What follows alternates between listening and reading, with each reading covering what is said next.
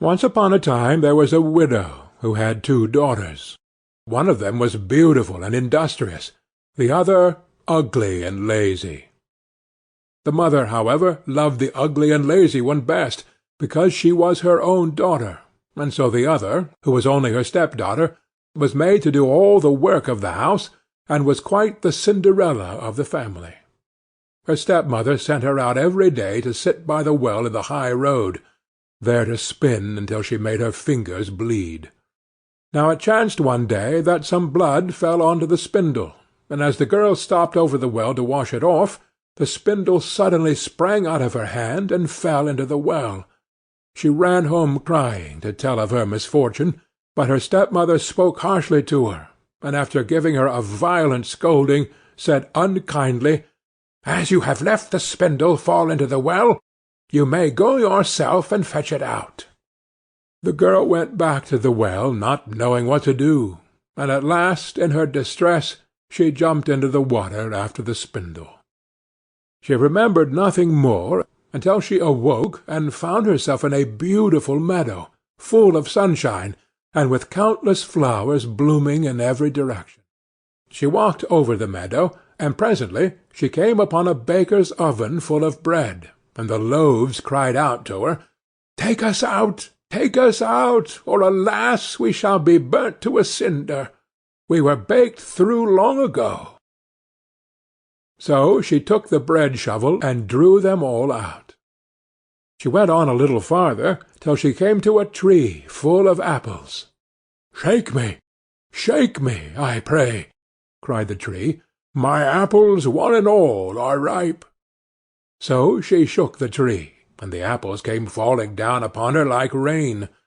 But she continued shaking until there was not a single apple left upon it. Then she carefully gathered in the apples together in a heap, and walked on again.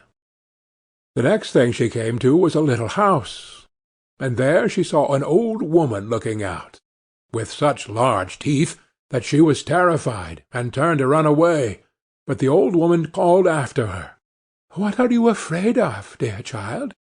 Stay with me. If you will do the work of my house properly for me, I will make you very happy. You must be very careful, however, to make my bed in the right way, for I wish you always to shake it so thoroughly, so that the feathers fly about. Then they say, down there in the world, that it is snowing, for I am Mother Hulda."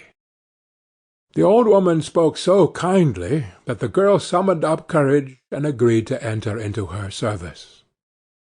She took care to do everything according to the old woman's bidding, and every time she made the bed she shook it with all her might, so that the feathers flew about like so many snowflakes.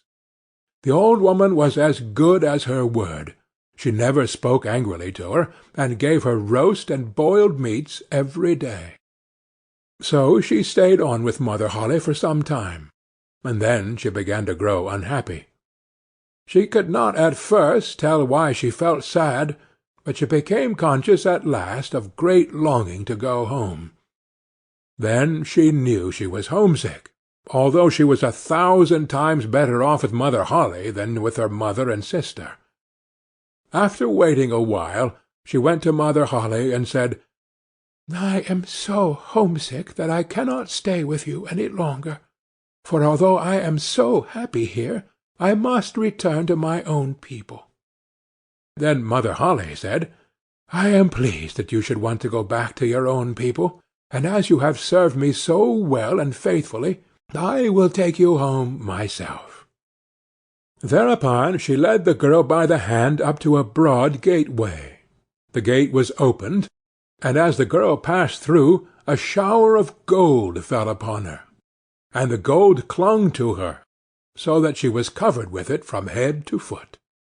And as she spoke, she handed her the spindle which she had dropped into the well. The gate was then closed, and the girl found herself back in the old world, close to her mother's house. As she entered the courtyard, the rooster, who was perched on the well, called out, "Cock-a-doodle-doo! Your golden daughter's come back to you."